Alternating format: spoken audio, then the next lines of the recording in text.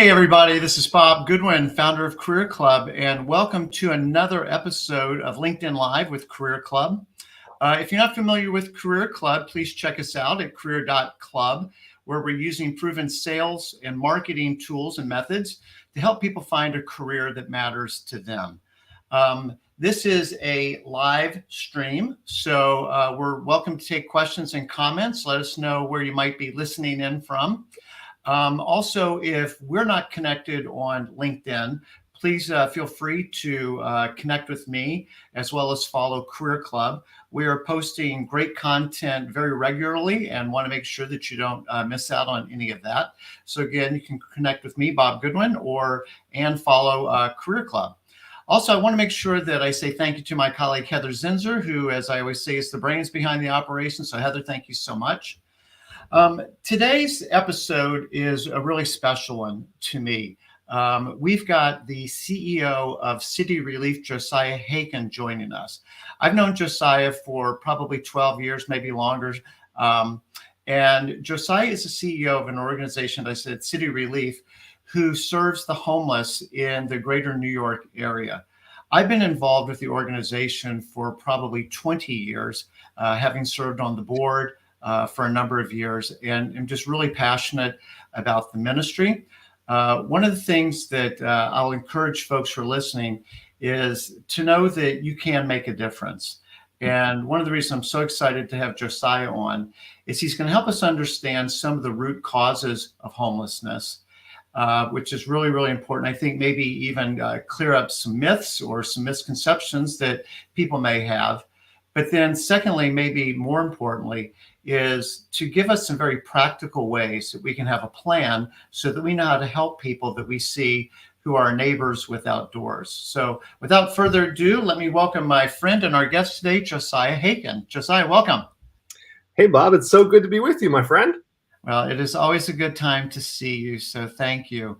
So as is our tradition, before we kind of dive into all the meat of the topic today, we like to do what we call Rocks Fab 5, just a little bit of an icebreaker, help people get to know you a little bit. So just 5 easy questions, starting off with where you were born and raised. I was born in Yaoundé, Cameroon. Well, of course you were. Where else would you have been born? Just to make it easy, make it a simple one. Born and raised in West Africa. Parents were missionaries. And then I moved as a freshman in high school to Hershey, Pennsylvania. And then oh my goodness. 10 years later, I moved out to New Jersey, close to New York City. So I've had a third of my life in Africa, a third of my life in central Pennsylvania, and now a third of my life in the New York metro area. Awesome. That's very, very cool. And then just a little bit about your family. You mentioned your parents are missionaries, but I know that you're also married and have children. Yeah, I've been married almost 17 years. Got married at the ripe old age of 19. Wow. And I have 2 kids. My daughter is 10 and my son is 8. Wow, very cool. And then where did you go to school? So I went to Hershey High School, and then I leapfrogged my bachelor's degree, got a job and worked in sales, and ended up going back to get my master's at Fresno Pacific University. And I graduated from the program with my master's in Master of Arts in Ministry, Leadership, and Culture from Fresno Pacific University. Well, that's awesome. And then, the road that you took, and you just already mentioned a couple of things, but the road that you took on your way to becoming CEO of City Relief, do you mind just a little bit of your career arc? Yeah, for sure. So, I mean, I tell people I started off at Starbucks. That was my, that's where all good nonprofit leaders start, I think, as a barista somewhere. Ended up starting out as an outreach leader when I met you. I was just taking teams out into the streets, helping people who were experiencing homelessness directly. And then just sort of one thing led to another. And I just kept falling in love with the work and the mission, the people, and just got promoted kind of steadily on as over the last 12 years. And, if you stick around with something long enough, maybe eventually you get to lead the place. So that's kind of where I'm at today. Yeah. And then where do we find you when you're not doing ministry work? What do you like to do? What are you passionate about? Oh man, I love basketball. I love reading. I love, but to be honest with you, I'm sort of obsessed. I feel very called to this topic. So my colleagues and my family will tell you that even in my spare time, I'm reading articles about homelessness and trying to stay ahead of the curve on what's happening in our country with regards to housing inequality. So while I do like to play sports and exercise when I can, my passion really is the work that I get to do. Super cool. No, that's awesome. Very quickly, speaking of Starbucks, that was actually my introduction to the artist formerly known as New York City Relief, now known as City Relief. And, maybe just as a little bit of encouragement to the people who are listening, it was, I would say, providential ultimately, but I wasn't looking for New York City Relief. It found me, and in a Starbucks, and a guy, I'm putting cream in my coffee, and he starts asking me a bunch of questions about where I work, what do I do, and I thought he was like trying to hit me up for like Amway or something. And as it turns out, he was trying to recruit me, and while that wasn't a fit, he just, I don't know, just like pivoted very quickly to like, well, what kind of organizations and charities are you interested in? And I listed off a couple. He's like, I got one I think you need to know. And he introduced me. I think we would be remiss if we didn't acknowledge Richard and Dixie Galloway as part of the founders of New York City Relief, 30 years ago or something like that? Yeah, 33 years. 30, that's amazing. So I got to know Richard over the years, and that was my original connection, but it happened in a Starbucks completely by, well, not on purpose on my part. I wasn't looking for it. Like I said, it found me. So yes, all roads start in Starbucks, apparently. So I think that's a fair comment. So do you mind just, briefly sharing with folks, what the mission of City Relief is? Absolutely. So as you mentioned, City Relief was started in 1989 by Richard and Dixie Galloway, who really had this vision for taking a hot meal, connections to resources, and assistance to people who are in the street or experiencing homelessness directly. And by directly, I mean they would take a vehicle, which we affectionately call the relief bus, to different areas of where we know there's a large population of people in need, who may not know where to go to get help, or may not have the resources they need to access the help that they need. And so by creating a safe place, we can build relationships with folks, and then we can leverage that relationship and that trust to offer direct connection to resources and ultimately hope. So we have 8 pop-up outreach events every single week. We serve right now we're serving more people than ever because of just the perfect storm of where we are right now in this space and time. But we're serving about 1,300 people a week across all of our sites, and we're also offering wraparound care. And the other big thing that we do, and this was again Richard and Dixie's vision, but is bringing volunteers and people along with us who maybe want to get involved but don't know where to start. And so we've been mobilizing thousands and thousands of volunteers to equip them to serve their unhoused neighbors with dignity and intentionality since the very beginning. So now if you look at City Relief, you go to our website, you're going to see volunteer opportunities, you're going to see stories and up on our Instagram and our socials about how people can get involved, and how everyone, regardless of their experience or background, can make a difference in the lives of people who are hurting and homeless.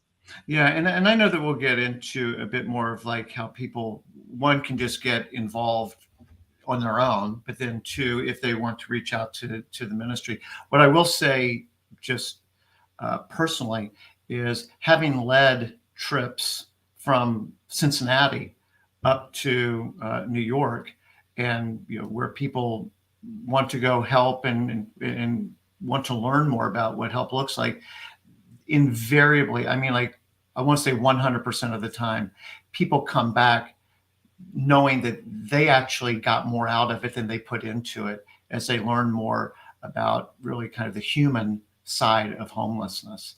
So you've written a book, Neighbors with No Doors, and I know that Heather's got a little graphic there as well. But awesome book. Why this book and why now? Yeah, so I've been chipping away at this book for a long time because honestly, a lot of our volunteers, they've expressed the desire for more context, more understanding of what they're kind of walking into. And so I've always kind of wanted to provide a resource that people could read on the plane from Cincinnati to New York, right? So when we get groups from all over the country that come and serve with us, and I wanted to be able to give them a resource that they could to help give contextualize what they're going to experience, so that the experience can hopefully have the maximized effect on their lives. So Yes. the goal in writing it was really to destigmatize a lot of the perceptions that we have about homeless people and homelessness, and then to empower and equip people to act and to do something about it. So, for example, I think homelessness is one of those topics where it seems so big, it seems so like untouchable. Like it's just this massive problem, and so because of that, average people feel like, well, what possible difference can I make? What like we need to leave that to the professionals. And the problem is that God bless them, but many of the professionals don't necessarily know what to do either. So Yeah. I was my goal was not to write a book that was going to be sort of a societal response to homelessness as an issue, but an individual response to the person who we encounter on the street who might be experiencing homelessness. And the timing of it was super important. I probably could have shopped this around a little longer. I probably could have made it, done a little more due diligence in terms of trying to lock down a publisher and agents and all that stuff. But honestly, I felt a sense of urgency because of the pandemic, because of the economic issues, inflation obviously hitting the people in poverty very hard with the cost of living, cost of fuel, and then obviously with the systemic racism and issues that we've all been that have been shoved in our faces recently. I felt like this book was the time was right to get something out that would, again, kind of lower the temperature a little bit, and hopefully empower average folks to make a difference in their communities right where they are. Yeah, and so it's what I would suggest to people is this is not a textbook. I mean, there's a lot of factual information, but it's really layered with the stories of real life people, and which, to use your word, contextualizes and humanizes. Not the issue, but the people who are living in homelessness. And you talked about the enormity of the problem, and to be able to empower average people. And can you used a quote where you talk about, but I can't do everything. Mm-hmm. Do you remember the quote?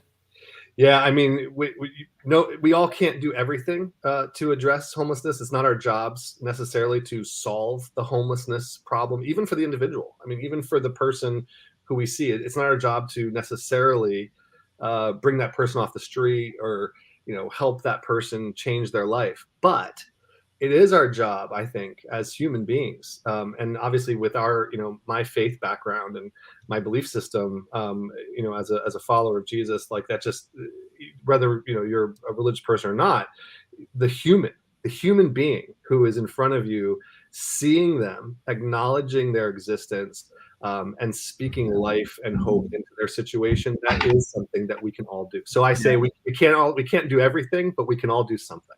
And that's what I want to hear people say. I mean, that is such if people didn't get anything else off this whole chat, I can't do everything, but doesn't mean I can't do something. Mm-hmm. And everybody knows the old story about the starfish, and you can't save every starfish, but the ones that you do, they really appreciate it. Yeah. So, well, one thing that you said, and this is my experience, and I think this is one way that it also makes the topic of homelessness a bit more relatable to everyone, is the word that you used a minute ago, which is hope. Mm-hmm. And hope and hopelessness cuts across all socioeconomic. Yes, amen, Angela. It is about humans helping humans, because hopelessness, which means it's not going to get better for me. Whatever's going on, it's not going to get better for me. Permeates it. That's why we have addiction with people where money isn't their biggest problem, or a roof over their head isn't their biggest problem, or other unhealthy behaviors. And so, having worked with the organization for a number of years, that was an epiphany that finally hit me in the head, which is the real poverty is a poverty of hopelessness for people that I've just screwed it up too bad, or circumstances are conspiring against me, or whatever's going on. And when you can bring hope to people, to me, the hope is spelled Life. I mean, that is life for people when you can, impart hope.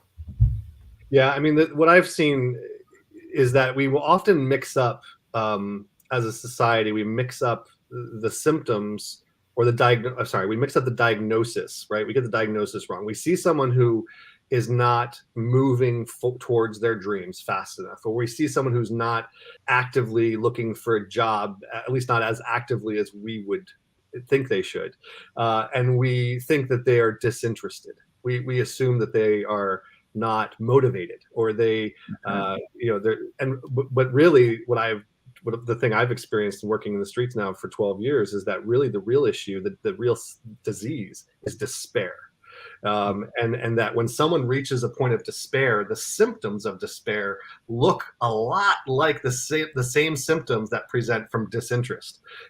Like if you think about, even if a lot of us know people who suffer from depression, a lot of us, I have suffered with it personally. And when you have someone who's depressed, like, it's hard to know sometimes, like, is the issue a lack of motivation, or is it just despair, because they present the same way. And I think a lot of times homeless folks are presenting symptoms of despair, and then we get that wrong, and we think they're presenting levels of disinterest or laziness. And I think that if we can shift that and say, if it's not my job to, again, go do the work for this person. This person's going to have to take steps to remedy their situation. But if I can breathe life into the flame of hope, if I can tell them that maybe a future could be better, could tomorrow look better than today? All of a sudden now I've put just a seed of possibility into that person that would otherwise never have any chance of. Josiah, true story. So this is South Bronx on the Grand Concourse, an area I know you know well. And I was out on the bus one day. And again, just to set the context for people, the relief bus is a mobile soup kitchen. So think a school bus with a fold down counter at the side where people can get vegetable soup, high-end restaurant dinner rolls, lemonade in the summer, hot chocolate in the winter. And it serves there for like 4 hours, say 10 in the morning till 2 in the afternoon. So yes, the food is the draw, but what it's really trying to do is to create an atmosphere where you can engage and start to build a relationship and engage with someone and learn their story and do more listening than talking. So one day I'm working on the bus and a guy walks by. I'm like, hey, would you like some soup? And he's like, yeah, okay. And comes and gets some soup. My name's Bob. What's your name? Kevin. Kevin, it's great to meet you. So what brings you by here today? One, my methadone clinic is around the corner, so I got to be there here in an hour. But yeah, just things are really going bad for me. Well, tell me more about that. And I'm not going to remember all the details of his story, but it was just trying to encourage him a bit. And as he was leaving, he's like, man, I just want to say thank you so much. I'm like, for what? And he's like, I was on my way to go get a gun. My plan today was to kill myself. What? The guy was going to end his life. Now, I didn't do anything superhuman. This isn't like what I did. It's just that breathing a little bit of hope and maybe kind of pushing despair aside for him to maybe reroute and get back on a healthy trail. Yeah, I've seen it over and over and over again, that hope is stronger than despair. I mean, that's one of the reasons that some of you can see the poster behind me from one of my favorite movies, Shawshank Redemption. But it says in that poster, fear can hold you prisoner, but hope can set you free. And I'm convinced that hope is stronger than despair. Now, when despair is overwhelming, sometimes all it takes is just a little bit, it's like light and dark, just a little flame casts out a whole lot of dark. And so, offering hope to people by seeing them, acknowledging them, asking them their name, again, all that stuff seems so profoundly simple, like you're not addressing this seismic issue. But the reality is that those little things really do make a huge difference. And I've just heard it from people over and over again, like thousands and thousands of conversations that I've had where just, again, you don't think you're helping someone really substantively, but you actually are, and you are by just being present and offering them just that time and that compassion. It makes the world of a difference.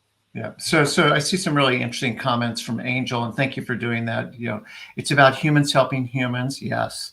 Uh, you, and Josiah, I personally haven't heard you talk before about, sort of the symptoms of despair and the symptoms of lack of interest. We can maybe get confused on those, and even the order of operations there.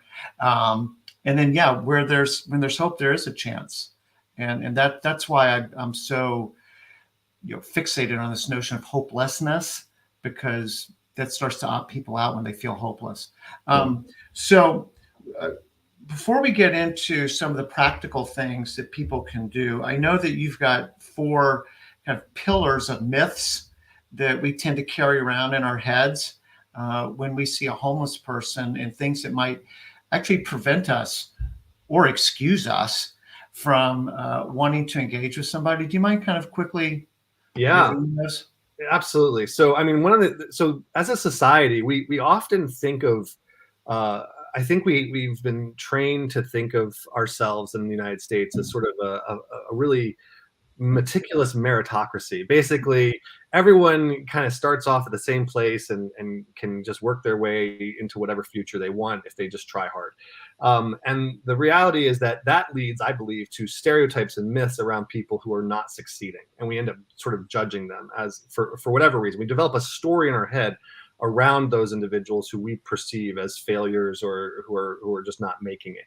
And those 4 that regards to homelessness that I've seen in the news, and this is very pervasive in the news, in the It is. press, in even in around the water cooler at work. If you talk to people, you hear this, which is homeless people are usually thought of as lazy, and now, not directly. People won't come out and say lazy. What they will say is, why don't they just get a job? Uh, McDonald's is always hiring, Josiah. Why McDonald's don't they just go get a job? always hiring. Why don't they get a job? So, which again, the subtext is they're just lazy. They want to be homeless. They're out there by choice. So that's the one, is that the myth of the lie that homeless people are lazy, and that's the reason they're in the street or struggling in a shelter. The second one is that we think of homeless people as dangerous or scary. And now, again, people don't usually come out and say this. They don't say, oh, I think homeless people are dangerous and scary. What we'll say is, we don't want that shelter near our schools. We're concerned about having this low income housing building in the neighborhood of our children, because now, again, the subtext being homeless people are dangerous to kids. That we don't want our kids being around homeless people because we're scared they're going to do something to harm them, or the idea that homeless people are dangerous to each other. So, for example, if you look at stories of people being victimized by homeless folks, so in New York City, we recently had a few incidents of homeless people with severe mental illness, very traumatic experiences of them harming people, pushing someone on the subway tracks of Times Square, for example, or stabbing someone on the subway. Just horrific stuff. Now, people often assume that's a direct result of their homelessness, not anything else. Meanwhile, there's people getting shot up and people getting assaulted and attacked by all manner of housed individuals. But for some reason, when a homeless person does that, all of a sudden it's like, oh, well, this is the homeless people, they're dangerous. So this idea that homeless people are dangerous and scary. The third myth is that homeless people are all mentally ill. Right, like you can hear this in politicians speak when they talk about the solutions to homelessness. They almost always end up referencing mental illness and supportive housing where people can get adequate help. Now, just to be clear, and I talk about this in the book, but there is a higher ratio of people with severe mental illness and homelessness, especially as time goes on. The longer someone is in the street, the more their mental health declines, which again, to me, is just downright logical. I know my mental health declines after one night. If I have one night of bad sleep, my mental health the next day is significantly impacted. Multiply that out time months, years, decades. It's no surprise that person walking around talking to themselves, really, they started out probably talking to other people, but then became isolated and no one would listen to them. And those internal conversations that we all have is now happening externally as a coping mechanism in some cases, so that they have someone to talk to. So there's there's this lie about mental illness. Like, if we could just get them medicated, get them hospitalized, then everything would be fine. Homelessness would go away. So that's the third myth. And the last myth is I think one of the most prevalent, which is, oh, they're all addicts. Like if we could just get them drug treatment and get them to, put down the bottle for 10 minutes, maybe they would get off the street. It's kind of like mental illness. There is a higher degree, a ratio of substance use with homelessness. But again, it's directly correlated to the amount of trauma that one experiences in the street. And then there's the realities of, I know people who were homeless before they were addicts. And I know this is something that all of us can relate to. Every single person listening right now, you have a very bad day at work. How many of us, again, speak for myself, I have a very bad day, very stressful day. I get home, the first thing I do, I'm going to crack a beer. I'm going to sit down, in front of the TV and numb out for a little bit to just get my head straight, right? Now, if you take away the trappings of my house, my job, my privilege, and I just crack a beer and sit down. If I have nowhere to sit down at the sidewalk, I'm cracking a beer. Like all of a sudden, this person is like I mentioned in the book, like how someone urinates on the sidewalk and they're homeless. It's a crime. Someone urinates on the sidewalk in New York City after a Rangers game. They're just an upset fan. So just this dichotomy of sort of the stigma that we put around homelessness as opposed to dealing with the actual issues that lead to people experiencing struggle with those issues themselves individually. And so those are the four kind of significant myths that I think we as a society need to let go of in order to address this problem in a more effective manner.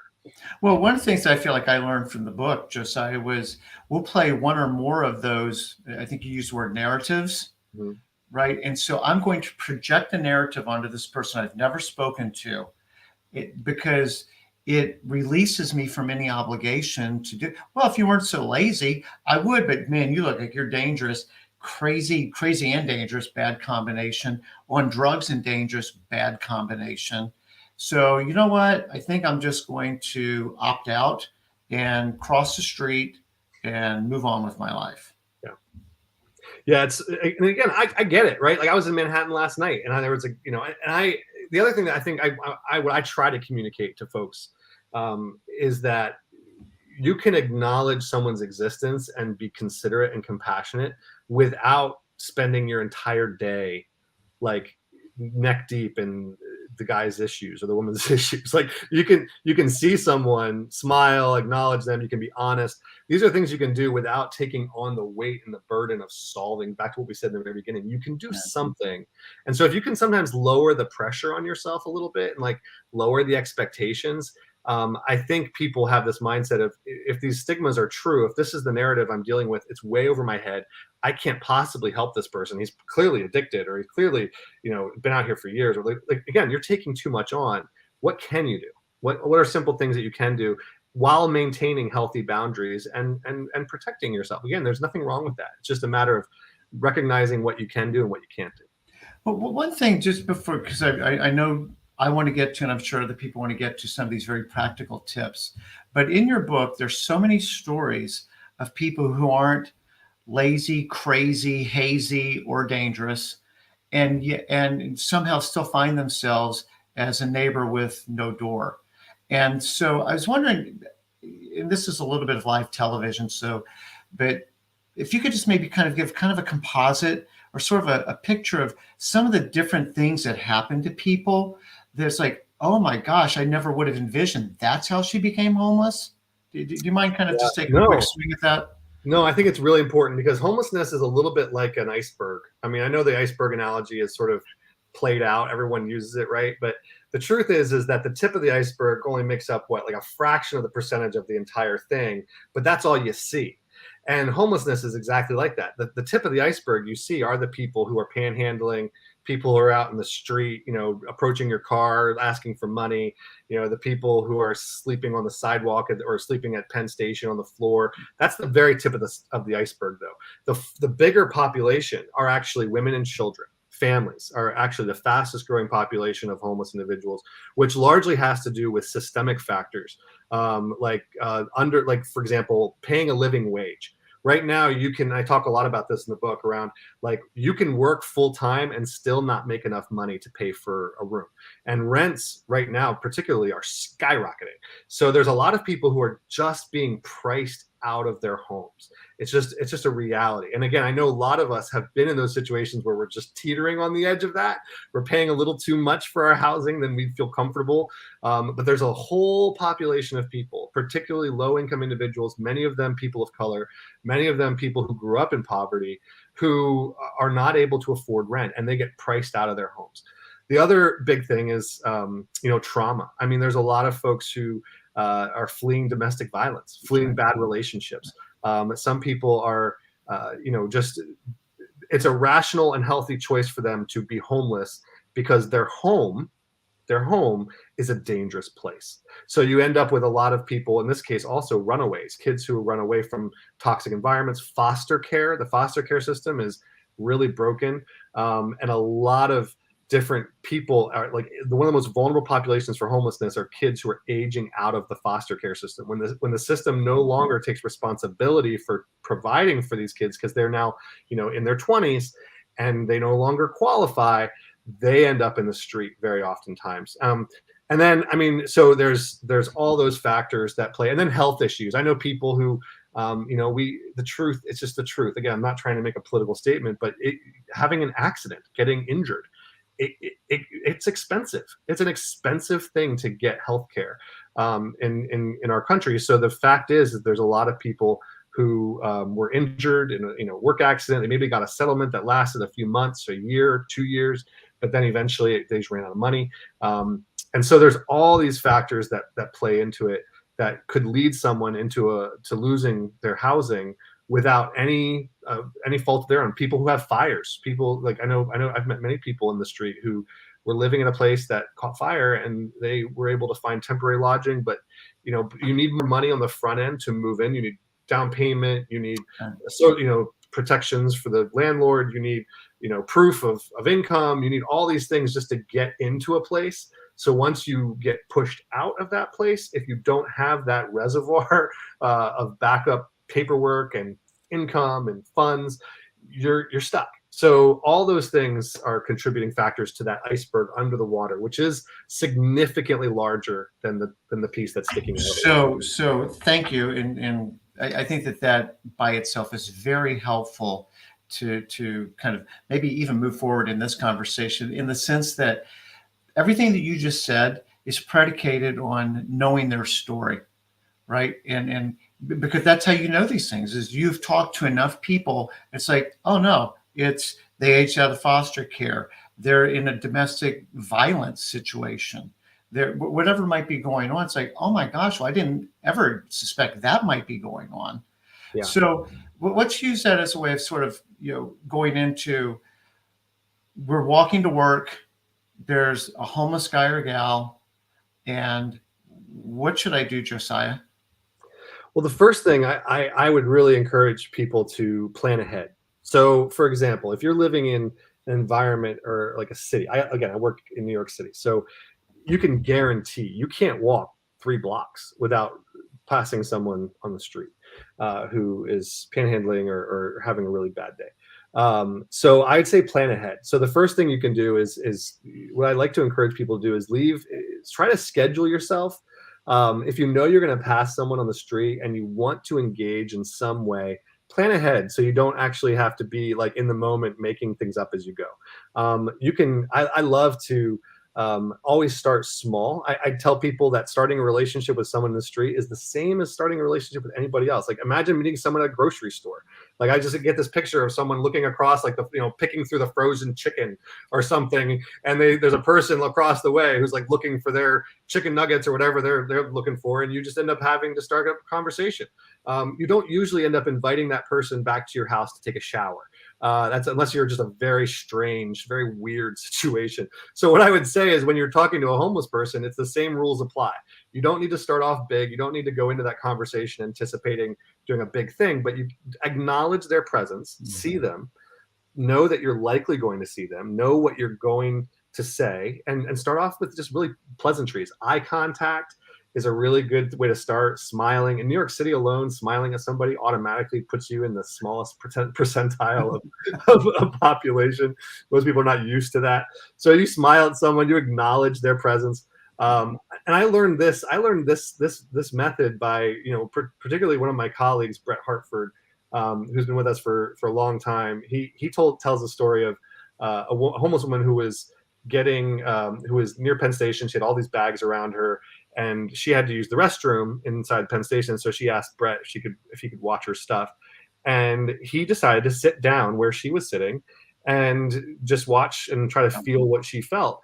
And he tells the story of people walking by him, looking at him with disgust. It wasn't that they were neutral. It wasn't that they were looking at him, or just some of them, most people just ignored him. But the people who did look at him looked at him with judgment, with anger, with rage even. And he was in tears within 15 minutes because he realized that this is what our friend Maureen was living with, is people just looking at her with disgust. So I would say start by looking at people with a smile, with compassion, eye contact. How are you doing today? And then if you have time, if you've planned ahead, you can carry, you know, new socks in your bag. New socks are great. You know, offering people socks is something I do. We partner with Bombas a lot, and they give us hundreds of thousands of socks to distribute. So being able to have a pair of socks, and again, you don't assume. You're not like, hey, buddy, you look like you need a pair of socks. What you say is you're like, hey, I happen to have this new pair of socks with me. Would that be something that you'd appreciate, or to make your day a little better? 9 out of 10 times the answer is yes, please. So having something like that is super helpful, super tangible. Having a gift card, the gift cards to Starbucks, and I already mentioned the coffee shops, McDonald's, fast food places, super valuable because they can actually not only get a bite to eat, but they can also sit indoors for a little while, which makes a huge difference, especially with the heat lately or the cold in the winter. With New York, we get really bad winters. So just being able to give people that little reprieve is super important. So all that involves planning, though. And then, you know, obviously I would say that the other thing that you can do is just know that keep it simple, be honest. If someone, you know, asks you for money and you don't want to give money, like, it's okay to say, no, I don't give out money to strangers. That's something I say to people a lot. I mean, I typically don't give out money to strangers. But what's your name? Maybe we can become friends, and, you know, who knows, down the road there may be a situation that changes. But for now, I got one of the things that you talk about in the book, and you've modeled for me, is introducing yourself first. Yeah.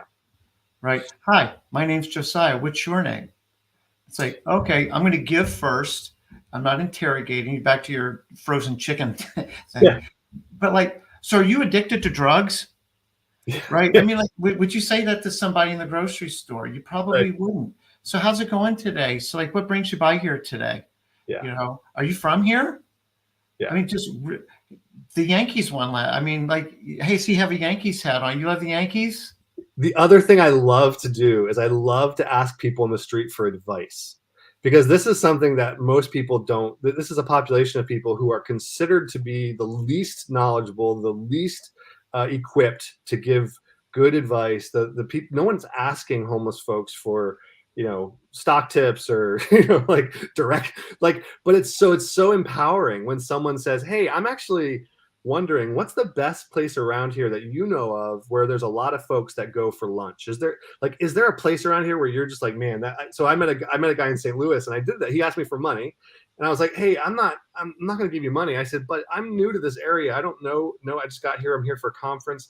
Do you know of any place that would be really good to eat? And if you do, I'll treat you. I'll get you a bite to eat.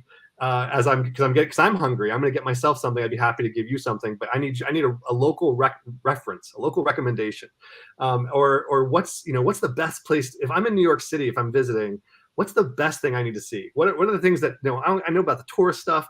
What do you think I should go visit? Because asking people for their input, for their opinions, for their advice, it's a super empowering move that says, I don't see you as less than me. I see you as a peer, or even as an expert. And it's really a valuable way to start a relationship with somebody. Here's a word that we haven't used, but I think is very germane, is dignity. Yes. Right. And that's a very dignifying thing. You have value that you can bring to me. I can learn something from you. Yeah. And it makes it, as you're saying, kind of peer, adult to adult. Yeah. right? Which is, again, for somebody that like Maureen, how much dignity is she getting? Yeah. None. She's getting disgust, Yeah. not dignity, Yeah. right? And so, the back to having a plan, and I want to get ultra practical with people right now. If you buy $5 Starbucks gift cards, you buy $5, $10 McDonald's gift card that you can hand out as you're going, right? Maybe today I pass the same lady every day on my way to work, make eye contact, smile. A couple days later, hey, I keep seeing you here. My name's Josiah. What's your name? My name's Martin. Martin, it's really nice to meet you. Start a little. Hey, do you drink coffee? Yeah, I love coffee. Would this be like helpful to you? Would you enjoy this? Oh my gosh, yes. Hey, would you actually like to go get a cup of coffee together one day? And they're just little baby steps that we take that we can build relationships with people. And I'm just saying from personal experience, this is not theoretical at all for me. That works. And your worst case scenario on this is you just made a new friend. That's the worst thing that's going to happen to you is you made a new friend. And here's the problem, though. And here's the thing I think people need to remember with that scenario, right? Is that you have the ability to break left at any point if you need to along the way, right? So like you give someone that, so because I know people have had experience, I've talked to them. People have like, I tried to give this guy a gift card, he cursed me out and like spit on my bag, like, and they have this negative experience. That they're like, oh my gosh, I can't do that again. And I don't want to. Part of my book, as you know, because maybe you noticed this, Bob, but I actually tried to open some of the chapters around stigma with an extreme example of something that might appear to reinforce that stereotype. Yes. And I did that on purpose because I wanted people to recognize that yes, there are real challenges here. There are real dynamics. And so if you're trying to start a relationship with someone by, hey, can you use a gift card? Kick rocks. I don't want to talk to you. Okay, no problem. Guess what? That person is not interested and you've done what you can and you move on, And as far as boundaries go, if you try to initiate something and they start like becoming weird or uncomfortable or making you feel unsafe or asking for too much, it's okay to say, listen, I'm not going to do X, Y, and Z. Here are my boundaries. You can be honest about your boundaries without being a jerk. It's totally possible to hold the line on saying, you know what, I'm not going to tell you where I live. I'm not going to tell you, I'm not going to give you my phone number. That's okay. Right. It's okay to have those boundaries up. You can still do something without feeling guilty or feeling obligated to take a relationship with a person on the street to an uncomfortable place. I want to tell on myself real quick because I think that, again, I want to give people permission to not have it all figured out. And I can do something and I can continue to learn as I get more involved. We were in Harlem, I think, and it was really, really cold and we had coats and gloves and socks. And a gentleman was asking for some gloves. And we handed him a pair of, I think, red gloves. He's like, really? Red gloves? And I'm thinking to myself, really? You're complaining? Like you don't have any gloves and here's some gloves. And when we ultimately got him some acceptable colored gloves, but when we had dinner and we're debriefing that evening with the team that had gone out that day, I'm like, give me a break, man. And I mean, I got brought down to size appropriately. One of the ladies on the trip, she's like, yeah, but here's the thing is every day I get to make all kinds of petty choices. Do I want whole milk or half and half in my coffee? Do I want to wear red gloves or black gloves? I don't know what matches my outfit better today. Just a gazillion little selfish choices that I get to make every day and don't think twice about it. In fact, I deserve those choices. But then when this guy wants to make a choice like that, I'm judging him. And I'm like, really? But I think that highlighted for me not seeing him as being as human, as deserving as me in something like that. And that was a pretty shameful lesson for me, but one that you can tell stuck. And I think, it's just an important one to put out there. It reminds me of what my kids learned in kindergarten, which was you get what you get and you don't get upset, right? Like that's something that we teach children. Yes. The problem is these are a lot of times are grown adults. These are so there is an inherent paternalism in how we as a society view homeless people, as we see them as children, and honestly they're treated as such. If you go into most social service environments, stand in line here, what do you want, go there, talk to this lady. Nope, you got to stand in line, wait your turn. We treat grown adults, people who have worlds of experiences that are valuable and precious and intricate and complex and trauma, and we treat them like children. And then they behave like children, and we look around going, well, where did that come from? Well, maybe if you treated them more like a human being as a grown-up and gave them the dignity of choice, maybe they wouldn't be flipping out on you and acting like a child. You treated them like a child. Of course they're going to behave that way. Yeah, I would behave that way if you treated me like a child. So. That's a sowing and reaping thing.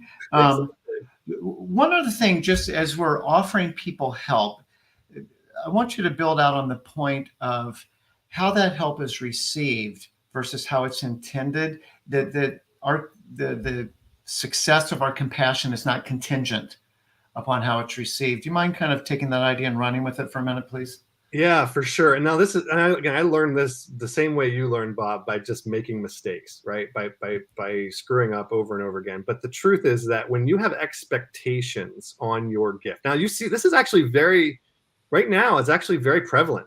Instagram stories, TikTok reels of people doing, like, giving a homeless guy $20 and then following him with a camera. Oh my gosh, did you see this person used $20 for a bottle of alcohol? Like, there's this idea that when I give something to somebody, I expect them, there's some sort of unwritten agreement that they owe me to respond in a certain way. They are now in my debt. And what I expect them to pay me is their appreciation. That's key. Because I talk to people all the time. We're like, well, I gave them something and they didn't appreciate it. Yeah. So basically, no, you weren't actually giving them something. You were giving yourself something. You wanted to give yourself the feeling of being really generous. And by giving someone something, hoping they would be appreciative so that you could feel good about yourself. So your response is actually more indicative of something that you wanted, not what they want. Because the fact is that if you are giving something to somebody, once it's theirs, it's theirs. It's transfer of ownership. If you give someone money and they decide to use that money for something stupid or unhealthy from your perspective, then that's on you. Because it's not yours anymore. So there's this idea that we have this expectation that we put on people. And again, it goes back to paternalism. When I give my kids a present at Christmas and they don't thank me enough, they don't show appreciation. We teach our kids, say thank you, send out, be appreciative. And so we do the same thing for homeless people when we give them something. So it's very important for us to, when we do give someone something, to recognize that it is a gift. It is an offering, and it reflects our heart of generosity just to give it to them, regardless of what they do with it, and then not to feel bad. Like I gave a guy a hygiene kit once. I was walking around the streets with a guy who I was, a donor of the organization, and I was trying to, just help him kind of see the city a little differently. And then we gave this guy a hygiene kit, and this guy, no kidding, pulled out every item within that hygiene kit, deodorant, and threw it in the air. Underwear, threw it in the air. Rag, threw it in the air. Socks, threw it in the air. And then he just crumpled up the bag and threw it on the ground. And it was hilarious. I mean, in that moment, I'm like, this is the most awkward thing ever. But at the same time, that's him. That's what he wanted. Now, again, he threw it on the ground, so it's garbage now. So I actually picked it back up and I ended up regifting it. But the point was, in that moment, I was like, when I give someone to something, my heart of generosity or my intentions should not be complicated by how that person receives what I give. And I mentioned this in the book, like how I get a paycheck every couple of weeks from the organization I work for, and no one audits my checking account to decide how I'm spending that money. So I think we should owe the same respect and dignity to the people that we're serving in the street. Yeah. Just super quick, but this is a very tangible thing, back to having a plan. Do you mind sharing? You talked about hygiene kits, a kindness kit. Mm-hmm. That's something anybody can do. Yeah, this was so inspiring to me. My friend, his daughter, she was 8 years old at the time. How old? 8 years old. Okay. And he reached out to me, and was like, hey, my daughter, for some reason or another, has a heart for homeless people. And I don't know how to leverage that. I don't know how to encourage her. He's like, I don't want to rain on her, but I also want to like rein it in a little bit. And I suggested, well, why don't you, have her go with you to like a Target or something and buy travel sized deodorants and toothpaste and body gel and this thing, and have her assemble these kits, and then she can have them with you in the car. And when she sees someone, I mean, they're like in the, they're not in an urban environment necessarily, so their homelessness looks a little differently in their context than it does in mine. But they would pull over, and when they saw a homeless person, and she would actually give them a kindness kit, and it created this dynamic where this little girl actually got to educate her parents on homelessness and compassion, because she was leading them to assemble these kits and get the supplies, and then make sure that, like, if she's going out to the car, hey, do we have kindness kits with us? Like, we're going into the city, we're driving through an area where we might see homeless people, can we have those kits? So there's something simple and tactile that we can do to offer dignity and intentionality towards this population of people that are often overlooked and ignored. And honestly, our kids are leading the way, and you can get them involved and help them, let them lead you as a parent, because I promise they'll blow your mind with what they come up with. Yeah, well, super cool story. Thank you for sharing that. But again, it goes back to having a plan. Well, one of the things I love about hygiene kits or kindness kits is it's implied that you're worth taking care of. Yeah. Which is back to dignifying people. And everything's new. And if dignity is your goal, you're not going to give people junk. And this is super important for people. Like, don't just rummage through your closet for the old t-shirt that you wore to the gym for 3 years in college. Like trust me, like, that deserves to be recycled, not worn. Okay. So we want to make sure that we are offering things to people that are dignifying, that are new, that are or very lightly used, and always ask the question, is this something that you would benefit from? Is this something you would want? And if they say no, that doesn't mean that they're an uppity person who's entitled. It just means that maybe they can't carry that around their bag. I mean, we used to get people donating these like jugs of body gel, like the full size things you see like at Costco, and I'm like, what? That's like 10 pounds. Like, you throw that in your backpack. Like, what on earth is a homeless person supposed to do with it? Put it in their minivan. Come on, man. Yeah, exactly. So I want to be mindful of the time here real quick. So I love the metaphor that you start to wind the book down with around the ocean. Yeah. Do you mind sharing that with folks? Yeah. So this occurred to me is that, there's a lot of, what I describe in the book is that homelessness in general is like the ocean, where all the rivers and streams of injustice land when they are left unchecked and undeterred. So basically, this idea that, there is no myopic, like, one-way street that leads to homelessness. It's not mental illness, because honestly, most people dealing with mental illness are housed. It's not, just lack of employment, because there's a lot of people who have family they can stay with. So like there's these streams of, like we mentioned, domestic violence and underemployment and healthcare access, and there's like all these things that run, that if you don't stop them, if you don't intercede on behalf of them. And I kind of got this image, even I think it was Dr. King actually, who talked about, or maybe Bishop Desmond Tutu, I forget, but they talked about, I might be getting my reference wrong, but this idea that there's downriver and upriver problems, right? So downriver, you see the symptoms of issues that really needed to be solved upriver. And so you can keep plucking people out of a river. He talks, the analogy is, if you find the river where these babies are washing up on the river, and you just keep pulling them out, at some point you reach a point where you're going, what the heck is going on upriver that these babies keep falling down? So finding a way to engage these issues individually as a stream of issues that lead to homelessness is really important. So there's good news and bad news with that. The bad news is that there isn't a one size fits all solution. There isn't a magic bullet that will just make it all just fixed. And the good news is that because there is such a diverse stream set, different issues, there is something for all of us to do. We can all do something. If you like tutoring kids, after school programs, if you're passionate about housing injustice, if you're an advocate, if you're a driver, if you're an accountant, doesn't matter, you can do something to address one of those streams that, if it's left unchecked, will wash into the ocean of homelessness. And so really the key for us is to find those areas around us in our communities that are attempting to either dam up the river upstream, or more like City Relief, pull people out downstream. And either way you're helping, and either way you're making a huge difference. Well, and thank you for making that point so plainly, because you're right. The bad news can also be the silver lining, that because it is so complex, so multifactorial, that you can throw a line in almost any one of those and do good. Yeah. And just to be real, like, I get that not everybody's going to be comfortable walking up to Maureen, right? Just to be honest.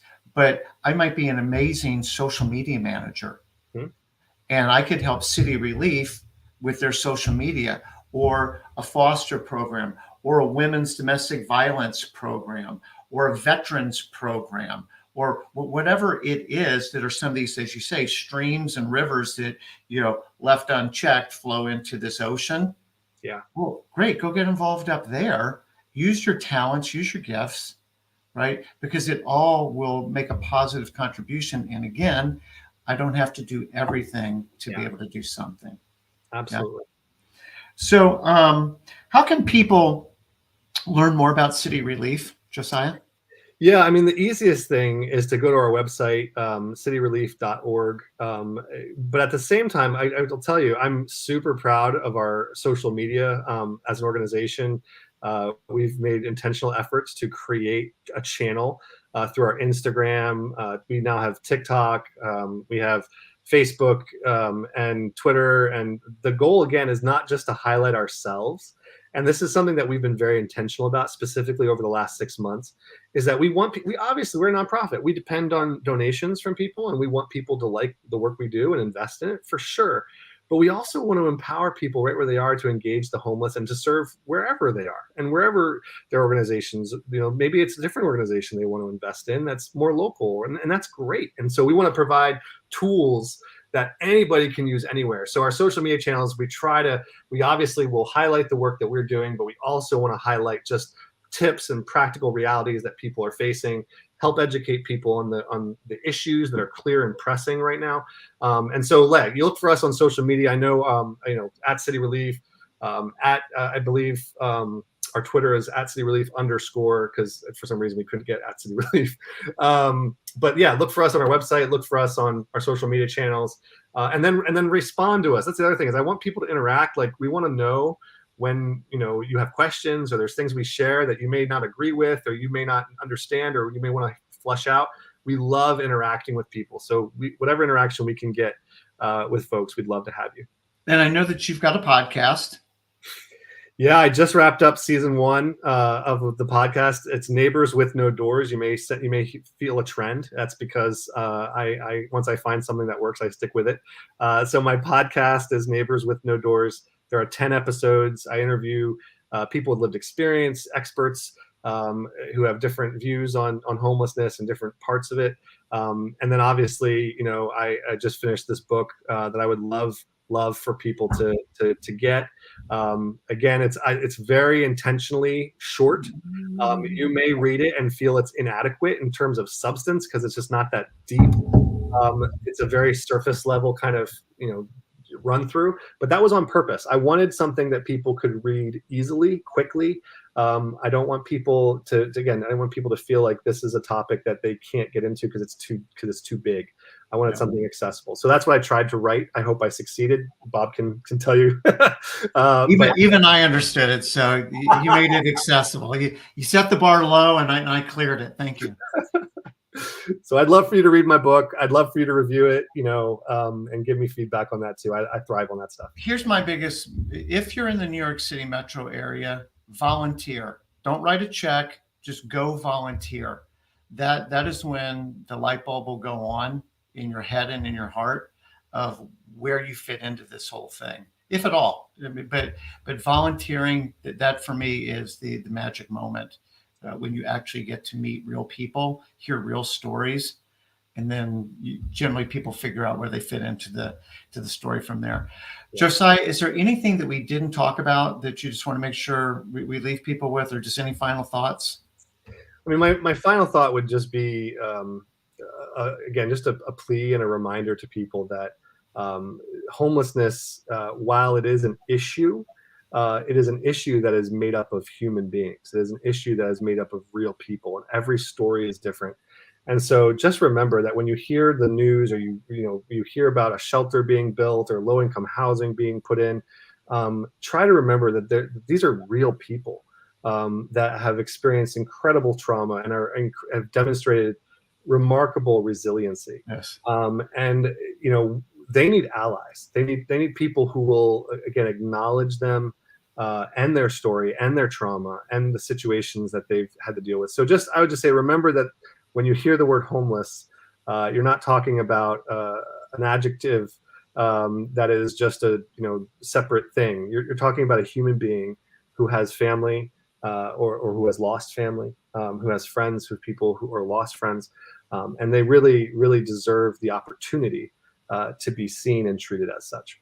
That just was perfect bow on a wonderful package. So Josiah, as you know, much love and respect for you. Thank you so much for joining me today and what you shared.